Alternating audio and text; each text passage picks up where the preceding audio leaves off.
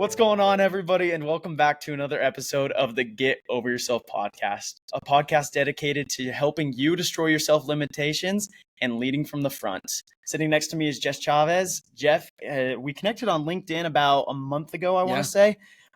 He's an entrepreneur, he's a great family man, and he has a lot of insightful wisdom he's going to be sharing with us on kind of some of the early struggles he's had with his businesses. And at this point, you've started 22 businesses? Yes, if we were to list them all, yeah, over 20. This goes all the way back, though. This goes back to when I was customizing number 2 pencils in elementary school. Okay.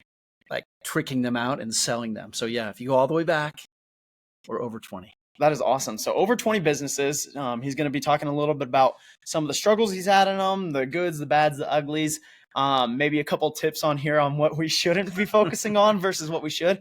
And then just a couple life principles on what some of those businesses taught him personally and how it disrupted his life a little bit, but also a lot of the positives. So before we get going, me and Jeff were just talking here.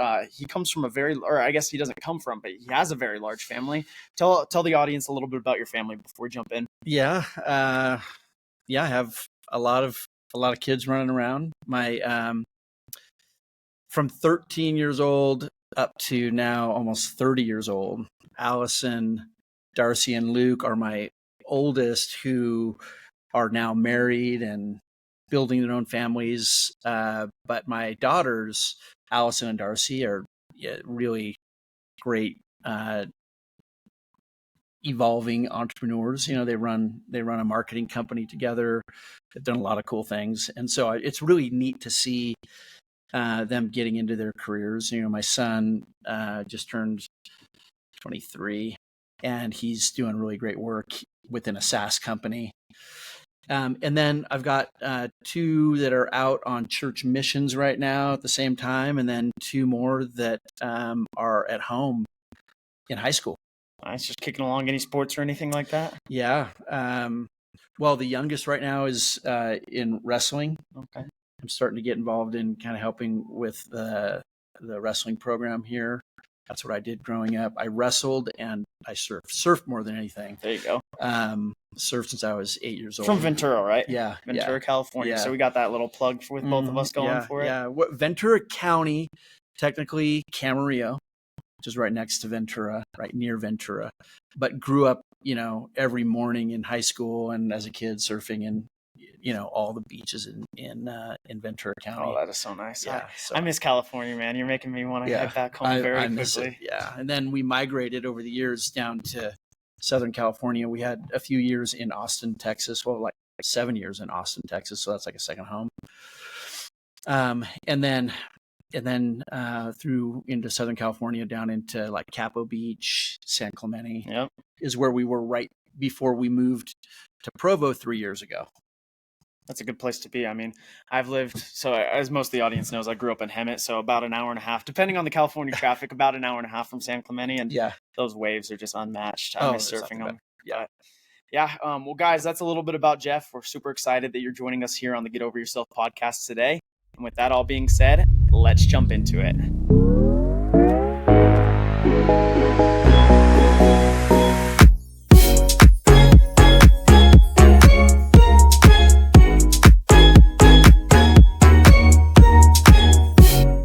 So Jeff, I want to jump back for a second. Yeah. I like how you mentioned your first business was edging out some pencils. Like, if you guys can picture this, for anyone who's watching too, I got a pen with me here, but like just edging out some different marks on pencils and selling them while you're in elementary school, or what's going on here? Well, most of your audience won't know what a number 2 pencil is, which is weird because that's all we had in high school or in school. They're just, search it, number 2 pencil. And it's just a yellow old school pencil.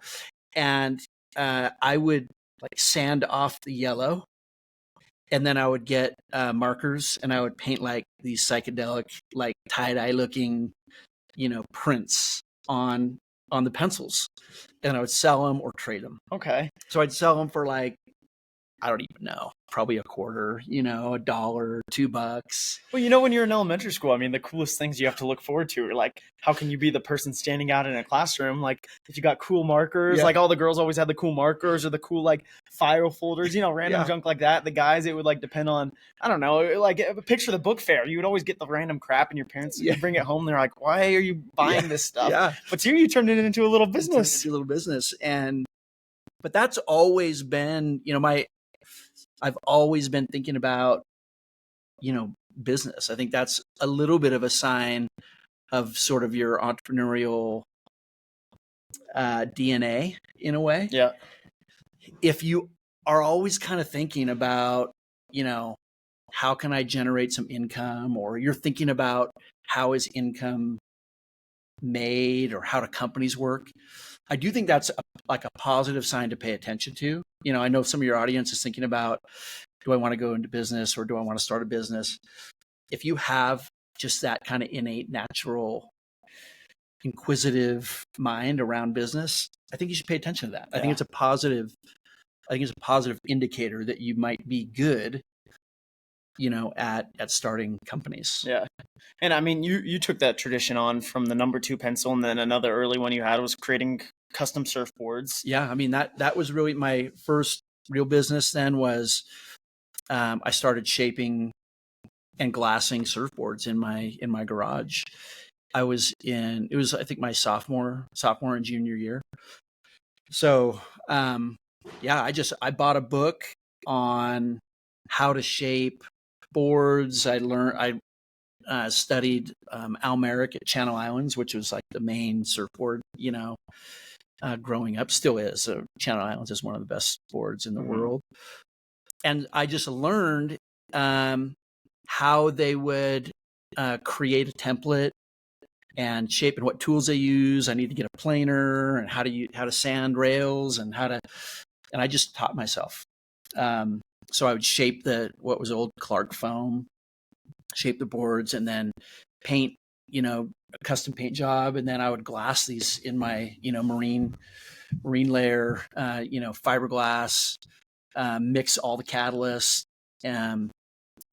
even out the glass and sand it and shape it, and getting the fin set. I think if I were to see one today, or if like a real shaper were to see one today, what is that kind of going on? How did that thing even move through the water, Yeah. But you taught yourself some good lessons through it. Yeah, I didn't sell many, but I remember selling my first one to my old friend, Victor McDowell.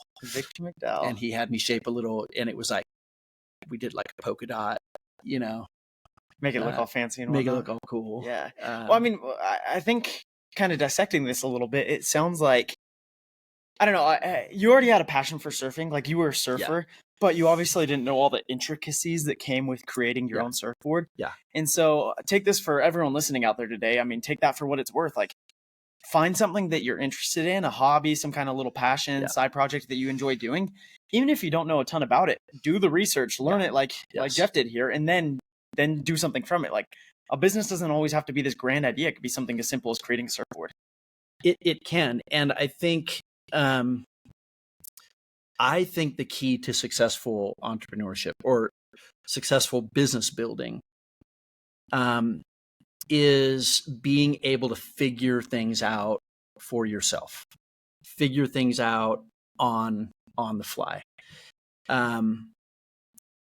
If you're to look at the greatest entrepreneurs and then even the greatest business leaders in the world, but especially entrepreneurs, that's right at the center of what they do well. It's a lot of people think that because they have a good idea that they're on the path to entrepreneurship. And I just don't think that's the case. There are a lot of great ideas out there. It's not hard to come up with, a good idea, in my opinion. Yeah. The hard stuff is around charting the path and then figuring out how to put it together and how to build it. Definitely.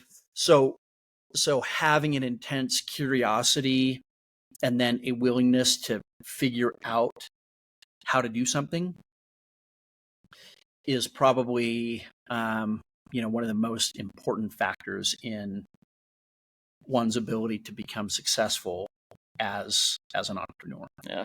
And it sounds like from what you're saying as well, I mean, you're connecting. I had a professor this about a year ago, and his whole thing, and this is a concept I didn't truly believe in until he explained it. It was, he said, an idea is a dime a dozen. Yeah. And so when you're trying to come up with your own business, he's like, an idea is a dime a dozen. Like, there are so many little things out there. Like, once again, as long as we're not going off of revolutionary, world-changing ideas and businesses like Facebook, or we'll see how ChatGPT does in the next couple of years with open source. But these grand things, like, there really are a million things you can come up with every single day. Look at a tiny little pain you have inside of your life and go from there. And it doesn't have to be that difficult to come up with it. But like you said, then you have to do the hard part of charting the course. Yes. You have to find out who you're going to sell it to or who's going to use it. You got to find the people willing to help you out. You got to, I mean, there's a million things that go around with it. Yeah. And then I think the next piece, in my opinion, is also then sort of balancing your ambition and your excitement and the dreams you have with reality.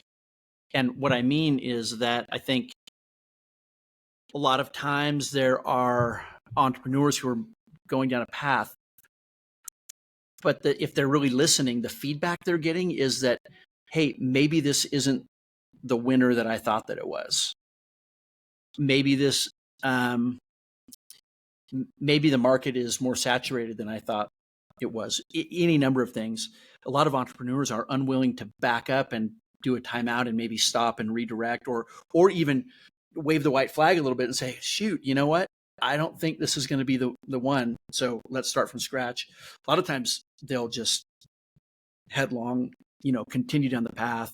And then eventually fails or whatever happens to it. Eventually, they end up in more debt than they needed to, or any number of things. So I think it's being able to be really eyes wide open and kind of set your pride aside a little bit, because it's not common that the first one or two entrepreneurial endeavors are going to be the success that you hope them to be. Definitely. And I mean, over the 20 businesses, I'm just going to go on a wild limb here. Yeah. Unless you have the Midas touch or something like that, I'm assuming you've had a couple businesses that kind of tanked or had a rough experience. You want to open about that a little bit? Yeah, and I'll kind of answer that in reverse. So I'm 52 now. Yeah. And my career really started taking shape in my early 20s. And I honestly feel like right now, for the first time, things are coming together in a way where I'm just now building the type of company that I've really always wanted to build. So I say that in that, it takes a long time, most of the time, for all the parts to come together. And so I look back on all the experiences that some were successful, most were not. Yeah. And they're all really good experiences, especially, they're not great experiences at the time. But looking back, it's the hindsight 2020, right? Yeah. And so over these 20 some years, I've had some really substantial successes, but then I've lost it all again and had to regroup and start again. So a lot of peaks and valleys. And I think the biggest thing that I've come to recognize is that in a way, there's only so much you can do. So you can start down a path and you do your best with either your idea and your team and the work that you put in, but you can't control variables, right? Economic variables, people variables are big ones. I've had a lot of scenarios where either somebody said they were going to do something and then failed to do it, or somebody turned out to be somebody other than what I thought they were, and all of those things will affect, the outcome. So, so I don't know if you want me to share a couple of experiences of what has worked and what's not. And if we can go into, I mean, because you've had so many of these businesses, I appreciate you being open as well. A lot of times you'll get people who kind of want to toot their own horn and they're only going to focus on those successes. But we got to be realistic with ourselves. What's the stat? Like 98.6 or something like that, percent of businesses fail. Yeah. And that's the reality of it. And you had a couple of those ones but they were learning experiences. Yeah. So tell us a little bit about that. Tell us also, aside from the whole business perspective on why it maybe failed, what was going through your own head at that time? Because yeah, when you're in the moment, when you've spent years and of your life, tons of money, you had employees, and when something's failing, that goes crazy in your head. You feel awful, I'm assuming. Yeah, it does. It's hard. I do want to say one thing is sort of just a positive, is that what's interesting about it now, when I look back at several of the companies that didn't succeed in the way that I thought that they would originally, what's really fascinating is how several of those are playing a significant role in the way this company that I lead now, called Volition, it's made up of a lot of things that I was working on over a 15-year period. So timing is something that is really important, and you have to be willing to like chart a course, but I think let go a little bit of the timing. So there were times that I probably could have pulled away from something sooner or let go of it sooner, and became frustrated because I wanted it to work so badly that you just continue to push. So I think that the hardest part is when you know that you've invested a lot of time and money into something, and you can, all of us start to kind of count the money a little bit before it eventuates. We start thinking about, oh my gosh, somebody said this business is going to do this, this, and this. And so you start living in that future a little bit. And so I think another piece is to be realistic about just kind of where you are and never get yourself too far ahead of, not to get yourself too far ahead of yourself, because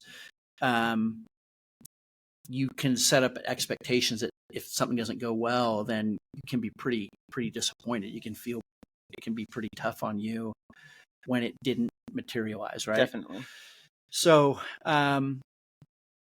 I do think that I'm a little bit unique in the sense that my threshold for kind of my pain tolerance around risk is pretty high. Okay. So I haven't really wallowed for too long when something didn't go real well. Kind of just pick up your feet and go again. Pick up and move on again. But what I will say is that my successes and failures have had a little bit of a baton effect. Meaning that it was sort of one thing handed off to another. So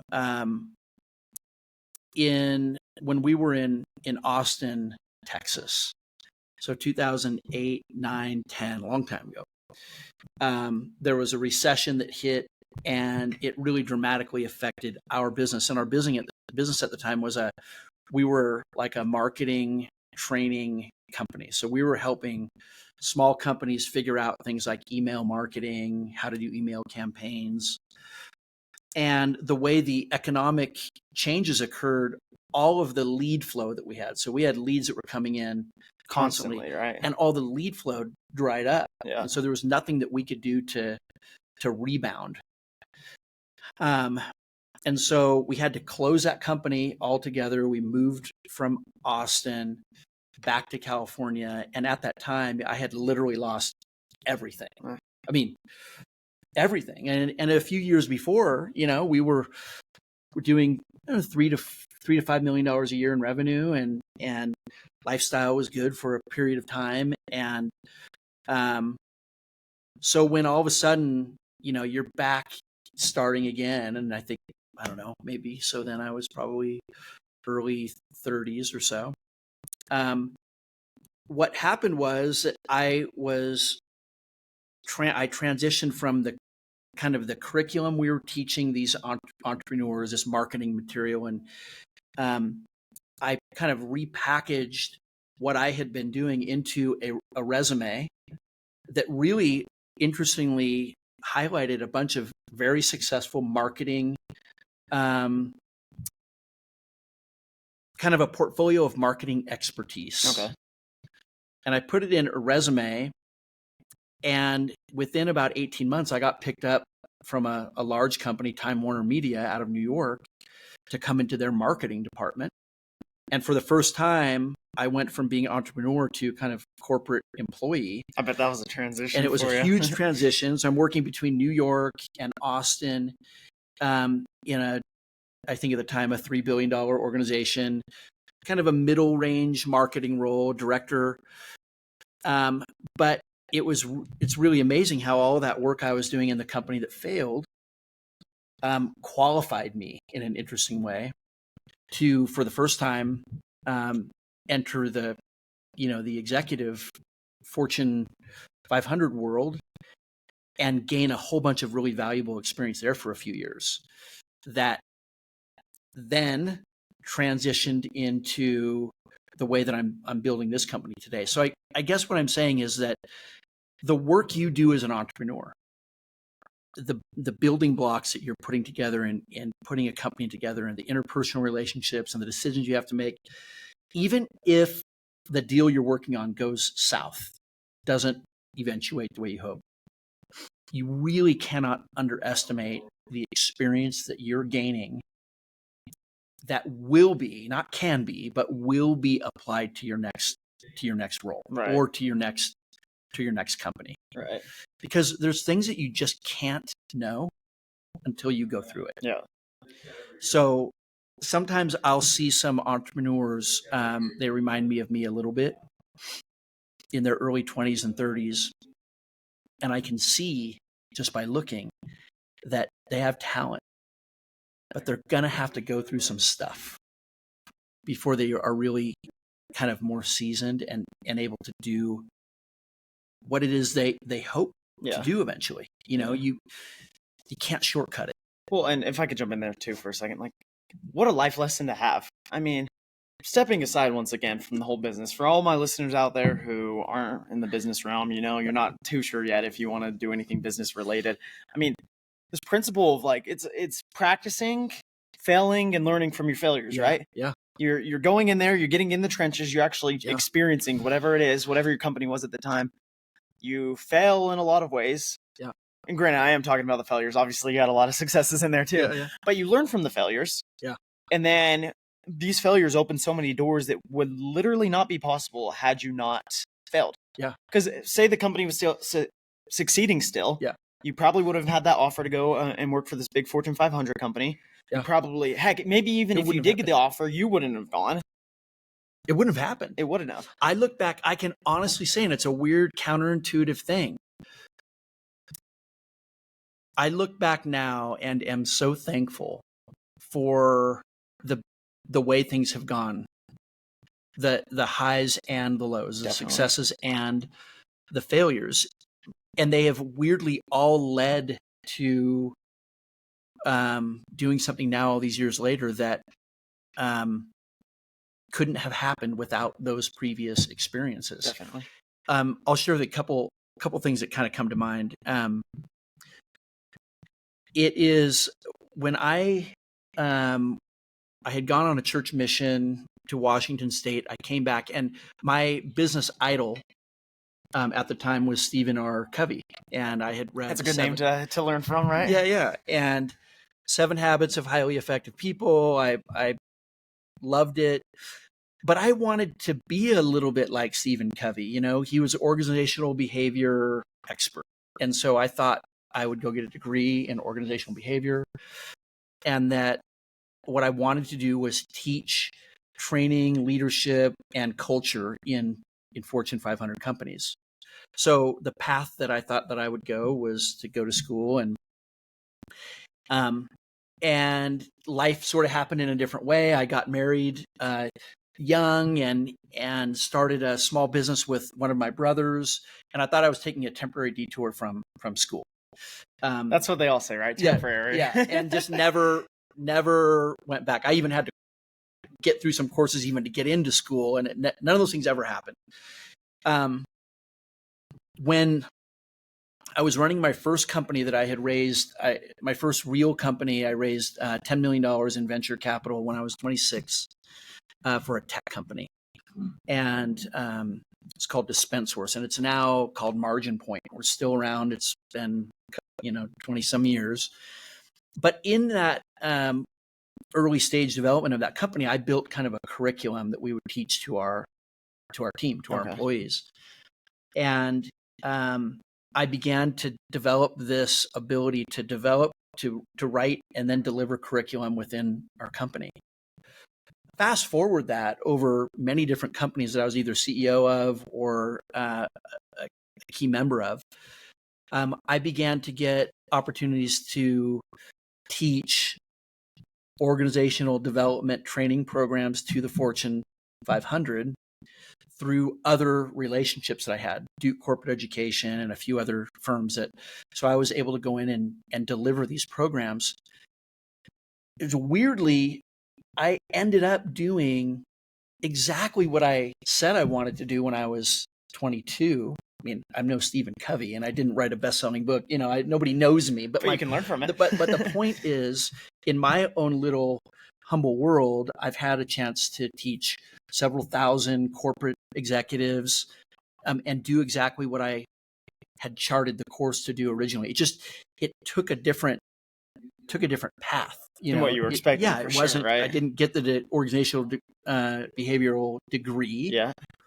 But I did start a company, and then I started building curriculum, and so these things can happen organically in a variety of ways. Kind of get you to where you want to go. Definitely.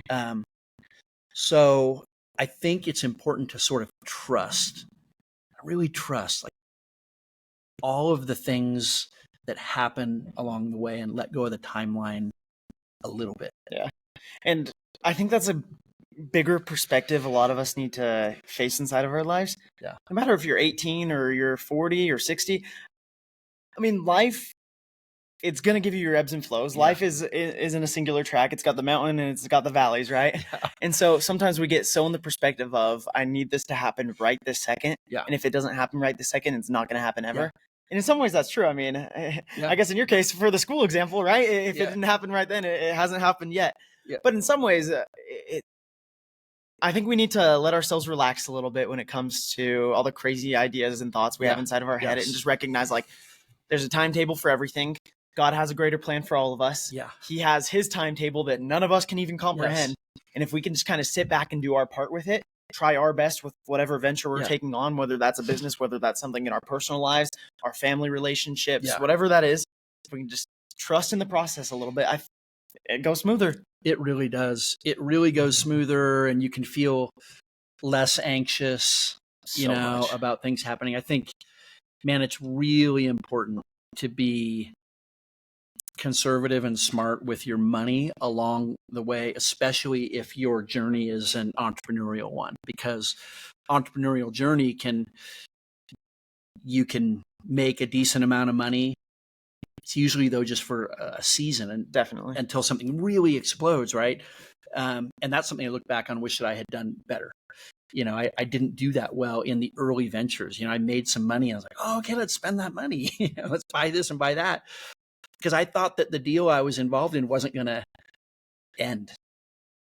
I didn't think that it was going to slow down, and I had to go through a handful of, cycles to realize that, some of the success can be temporary. Definitely.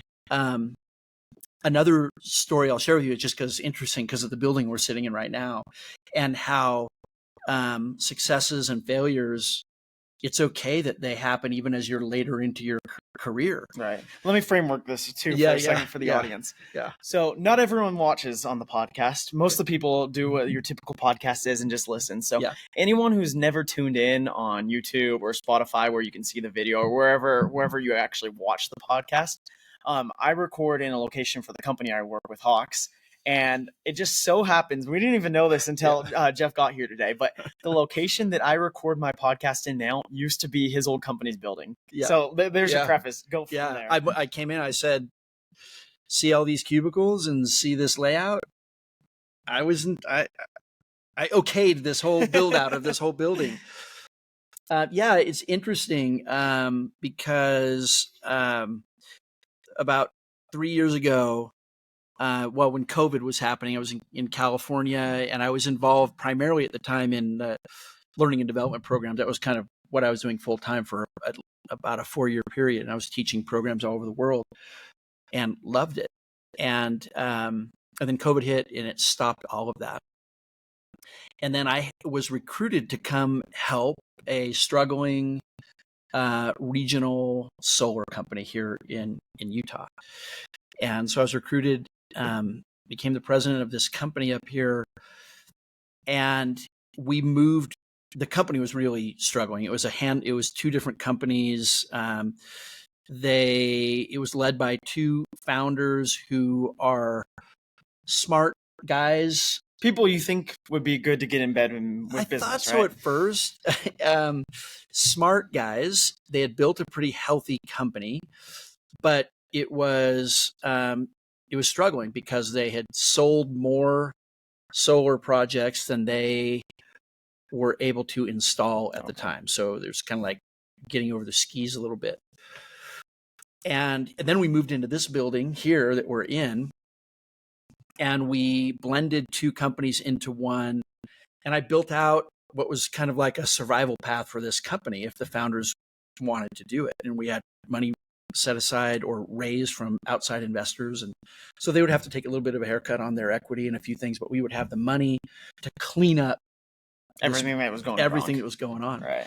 And I had no equity in the business. I would have picked up a little bit when we did the investment, but there was a lot of hard things that they were going to have to do. They're going to have to pay back a lot of dissatisfied customers who didn't get what they were sold. And I had a plan to spend several $100,000 to make all those people whole. They were going to have to slow down sales, and get rid of let go of a lot of people who were selling because we didn't need more sales. We needed to install the work that we had heard. So a lot of tough operational things. And they said that they wanted to do that. Interestingly, a couple months before, I taught them something that's kind of funny to think of teaching. And I taught them the best way to fire somebody. And so we had a senior executive and they were afraid kind of to fire them. I said, well, I'll show you how it's done. And the way you do it is you sit down and you don't cut around, you don't beat around the bush. You sit down. The first thing you say is, John, today's your last day at the company. And you let that sink in and then you have a conversation. And so we were set that, what I taught them aside for just a minute. We had a whole new plan set up to really build on what they had established and grow a healthy company the right way. And just before we were about to kind of go through with this and bring the money in and make the changes, they asked me to come in one morning early to talk with them. And I thought we were there to talk about the plans that we were going to implement. But when I got in the room, it just felt really tense. Oh gosh, they were using your own tactic on you. The two founders were there, and the HR guy was there. Oh gosh, and everybody was nervous. And then Adam looked over at me, really nervous, and he said, "Jeff, today's going to be your last day." You're like, I know where this is coming from. Like, Adam, good job. You did a good job on that firing. Good job. I looked over at Jared. Jared, man, were you on this too? Good job. The point is that, even as recent as 3 years ago, a plan that I had put in place that I was really committed to as an entrepreneur, I saw a big future for, it was abruptly removed, just completely changed. And I'm so grateful for that because I knew I had an uphill battle working with those two founders and trying to make what was already a very messy company, work. But what it did was free me up to grab a couple of the guys I was working with the company and actually go implement a much more broad version of what we would have done there. So Volition was organized less than 2 weeks from that day. And Volition is now 2 years old. And, our valuation is very, very high on a new Series A round of capital. And we have contracts sold throughout all of next year in what is a very broad commercial renewable energy company. It has nothing really to do with residential solar. We do something a lot more robust. Point is that even as recent as a few years ago, I had my plans totally shifted, and it was the best thing. Possible thing that could happen. Best possible thing. And it's led into something that we're building now that has so much more potential. Yeah. But I won't be surprised, shocked, or even discouraged if in 6 months we get some news or something that shifts us in a dramatic way. Mm-hmm.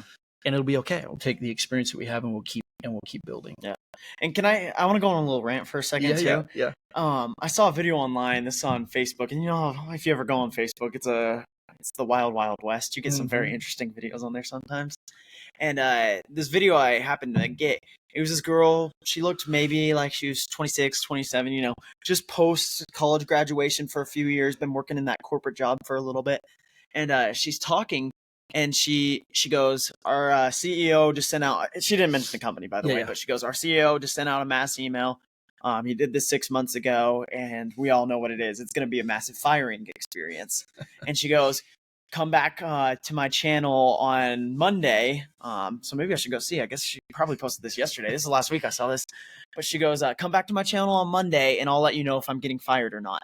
This massive company Zoom call, and she's just assuming she's going to get laid off. Yeah. And so everyone out there, I'm throwing in one more plug for entrepreneurship here. Yeah. If you're working for yourself, you don't have to worry about the one being fired. You are going to have to be the one doing the firing. Yeah. And once again, it might completely fail. But I think sometimes, especially in our climate today, and you can speak to this better than I can, but sometimes I feel like it's a little safer working for yourself rather than the man or the corporate entity. Well, what I'll say about it is that I think it's a misnomer that it's a lot safer to just take a corporate job. I don't think that that's true. I don't think there's safety necessarily in any of our career paths. Yeah. Because anything can change it at any time. In a blink of an eye, something. In a blink of an eye, down. for sure. So you can temper the risk you take, though, that's for sure. I don't think, if you're going to start a business, I think it's really important for you to keep your day job as long as you can. If you're employed but you're wanting to do something else, I think you want to be careful that you don't put yourself in too precarious a situation by maybe leaving too soon. Keep your income as long as you can. So I think be careful, but you're going to have to take a risk at one point or another. And I just don't think you should be overly fearful of that, because it's a risk. Really, any job you take, you do not know what's going to happen. Definitely, you just don't. And there's countless stories of people who, they got a great college education, which I think is, a perfectly good path to take if that's what you want to do, but hired into what seemed like a secure, salaried wage and position, and then who knows what, and then 3 months later, everything, this company gets acquired, and that's what happened to me when I was at Time Warner. When I was at Time Warner, it was great for a few years. We were growing, and then unbeknownst to us, there was I think it was Charter who came in and made an offer on Time Warner, and then our little kind of like a marketing agency that we had, it wasn't central enough to the business to stay, and they wound that whole thing down, and I had to find a different path from there too. So, I think that it's okay to relax in any career path, even entrepreneurial, and just know that it's not a lot riskier than any other path. Where you start to get into a higher threshold of risk is when you start writing your own checks. Yeah. Investing your own money into deals, and it can get risky. I've done all of that. I've been way out on a ledge financially because of risks that I've taken as an entrepreneur, but that's okay. Mm-hmm. Let's throw in a little surfing analogy. Sometimes you're going to ride the wave and sometimes the wave's going to pound you into the sand a little bit, That's exactly right. Well, Jeff, I want to close out today's episode. Usually I phrase the question revolving around if you had a piece of advice you could offer the world, what would it be? But I do that on every single guest interview I have. Yeah. But I was reading your website in preparation for today's episode. And so everyone in the audience, be shocked a little bit. I'm going to change up my final question. Oh, no. And this is going to go something off your website here. And I want you to speak to this for the last minute or two here on the show. So on the website, it says, how can I form impactful relationships with those I have the pleasure of working with, whatever the situation? So can you speak to that a little bit? Yeah. What I mean by that is that I think all of us sort of share this desire to make an impact, right? We want to feel like we had an impact on the world. And for some of us, that might be affecting a lot of people. In other cases, it might not be as many, and it might be kind of unsung and unknown, quiet, accomplishment outside of any spotlight your whole life. I think we underestimate the degree to which we can have an impact, even in a quiet, normal setting, versus needing to be, the next Taylor Swift. We see these outsized images of people who are influencing millions. And one of the pedestal, speeches I've always given in companies, and when we even had small companies, is don't underestimate the fact that you can have a huge influence on a couple people just in your daily interactions. You can have a job at the freaking post office, and you can choose to pay attention to the 4 people that you interact with during that day. Mm-hmm. And you can choose to be a positive influence in the lives of those 4 people that you sort mail with, every day. And so no matter the resources, no matter how many people are, around you, you can create really impactful, even life-changing impacts by simply choosing to really care about the people that you're involved with, and don't just use your work as the 8 hours that you go in to earn your $100,000 a year or $50,000 a year or $1 million a year. Look at it more as an opportunity to change and impact and have a positive influence on the 2 or 10 or 15 or 20 people that you have to be interacting with during that period of time in your life. You can either add stress to their lives, or you can decrease stress in their lives. You can either help their work be a positive experience or a negative one. And my plea to either counterparts or employees I work with always is look for ways to serve each other so that this can be a positive experience no matter what's going on. Definitely. Perfect. Well, thank you for that. Yeah. As you were saying that, just to close out today's episode, I was reading in the Wall Street Journal about 2 weeks ago, and this high school out in Tennessee, they won the state championship last year, and they all get their little rings. If you've ever won a state championship, Super Bowl, World Series, whatever it is, you get like a little ring saying the year you won, like the school that won, you know, and it gets all exciting. And one of the people, usually give it just to like the players, the coaching staff, people directly related to the win. But this school actually gave one of their rings to the janitor of the locker room. That's awesome, yeah. And so what you're saying there, whether you're in the post office, whether you're the CEO, whether you're the head coach, the star player, whatever it is, everyone, or the janitor in this case, everyone makes an impact. In his case, he cleaned up the locker room. He made sure the players were all ready for game time, and he did his part, and the team did their part, and they all worked together in that effort. So perfect advice. Thank you, Jeff. Yeah, absolutely. And guys, we want to thank Jeff for joining us today on the Get Over Yourself podcast. If you thought anything in today's conversation was beneficial, make sure to let me know or Jeff know. I'll link his information down in the description below, as well as mine. Likewise, if you enjoyed today's conversation and you know somebody who could benefit from hearing our words, make sure to share it with them. You guys are my strongest form of marketing. You are the ones who spread the word on this podcast so it can continue to grow. I would appreciate it so much if you guys continue to spread it, as well as leave positive reviews so I know what you guys like. And at the end of the day, just remember, it'll all be okay. Just take a step back and keep riding the waves, the ebbs and flows, and know that it will all work out okay.